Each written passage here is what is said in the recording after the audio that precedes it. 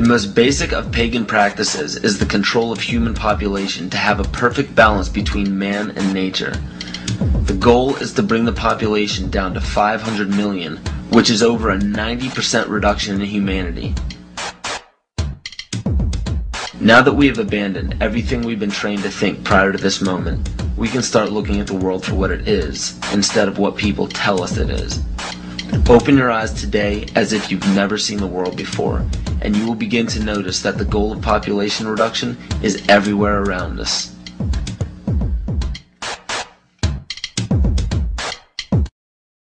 Let me assure you that absolutely nothing that I'm going to tell you is exaggerated, is interpolated, or is imagined. Everything I'm going to tell you is documented.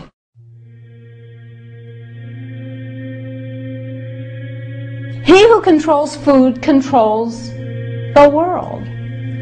Well, they said in 1962, we're going to work toward total global implementation of Codex Alimentarius on December 31st, 2009. They were sort of guidelines.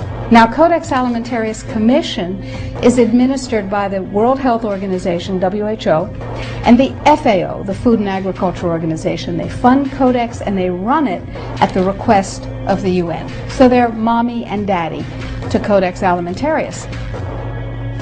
In 1994, Codex, with no notice here in this country whatsoever, declared nutrients, put on your intellectual seatbelts, declared nutrients to be toxins. They're poisons.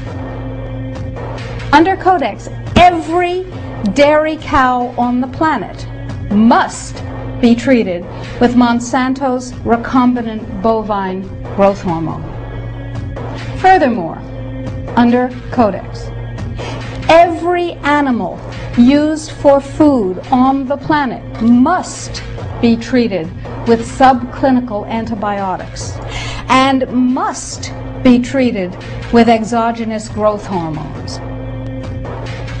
If you do the numbers in the WHO-FAO projections, the epidemiological projections, they estimate, not I, that just the vitamin and mineral guideline alone, when it goes into global implementation on December 31st, 2009, will result in a minimum of 3 billion, that's B, bad, big, billion deaths.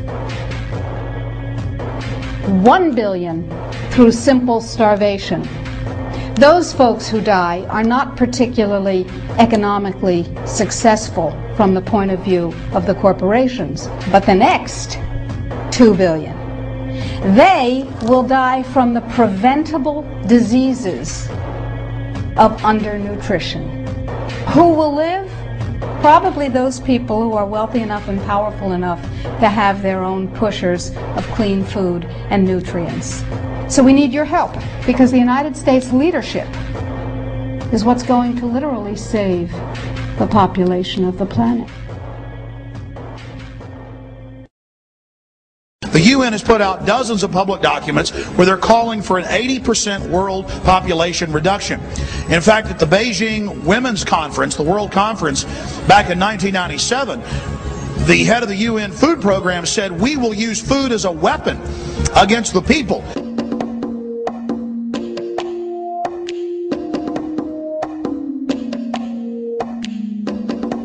66% of United States residents' public water is fluoridated. It is known to have tremendous effects on bone cancer, joint problems, bone weakness, lowered estrogen and testosterone levels, and dental fluorosis, which is yellowing of the teeth and pitting in the enamel. Wouldn't it make more sense to enhance public water with vitamins which are meant to be ingested to promote overall health, rather than putting such a toxic chemical in our water with a bogus explanation that it will improve our dental health? We now know that fluoride causes more dental problems than it solves. Something doesn't seem right about this. Do you honestly believe that these companies care deeply enough for the people to spend large amounts of their own money to fluoridate public water when the people already purchase their own toothpaste? But there's a difference between toothpaste and drinking water. We don't ingest toothpaste. If you go to any hardware store and look at any rat poison product, you will only find one ingredient: sodium fluoride. It is the most toxic ionic molecule outside of potassium dichromate. Now Dannon, along with other companies, have begun fluoridating bottled water. It is becoming increasingly difficult to get away from. And the fact that fluoride is also used in many prescription antidepressants shows that it eliminates aggression and motivation in people. Fluoride, to my knowledge as a physician, has absolutely no biological benefit whatsoever. But one of the significant things is that the Russians carried out all sorts of experiments on the people living in the Gulag. One of them, of course, was to fluoridate the water. Why? You fluoridate the water, why people are not as aggressive as they ordinarily would be. In fact, what is the active ingredient in Prozac that is so widely distributed in America today? Well, it's a fluoride compound. And now, we are finding that public water nationwide is showing up with arsenic, lead, cadmium, and thermonium, which is a radioactive form of lead. Cancer, lowered sex drive, birth defects, sedation, and brain defects. Does this not sound like a wonder drug for anyone aiming to control a population? It's quite astonishing, Paul, the degree to which environmentalists have not been educated about fluoride. You know, people have an unconscious trust in their doctor or their dentist, and if you can persuade doctors and dentists that fluoride is safe and good, then you're able to reach the rest of the nation. People believe their doctors and dentists, and that was a way of promoting fluoride for Bernays. Fluoride was killing their cattle, destroying their crops. Fluoride given to rats had produced bone cancer and liver cancer, and that those results had been doctored to make it look as though fluoride hadn't caused as much cancer. The pattern that we saw, it typically is what we see with other neurotoxic agents that are well known to cause a hypoactivity or a memory problem or an IQ problem. When I first presented the results of these studies, one of the individuals sitting and listening to the results, he says, "Do you have any idea what you're saying?" And he says, "You're telling us that we're reducing the IQ of children." And basically I said, yes.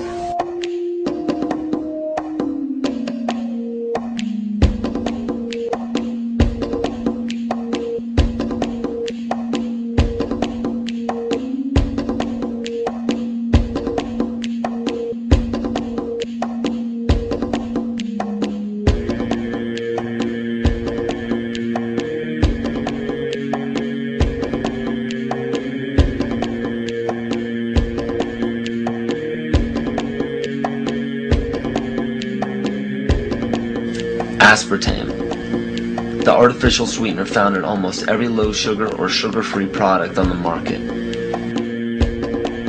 First of all, aspartame is made up of three things: methanol, which of course is what produces blindness, aspartic acid, and phenylalanine. These are all poisons. Aspartic acid, of course, produces brain lesions.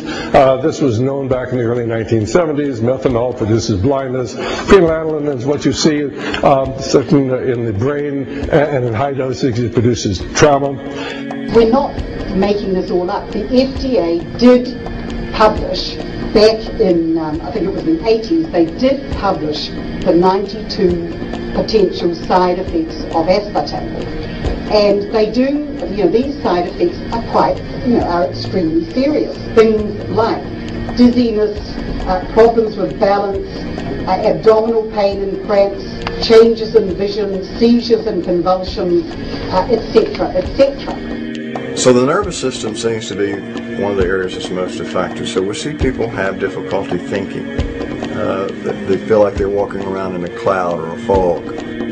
Yet despite all of these harmful effects, Donald Rumsfeld pushed it out into the stores in over 5,000 products when he was CEO of Searly, the company that manufactured aspartame.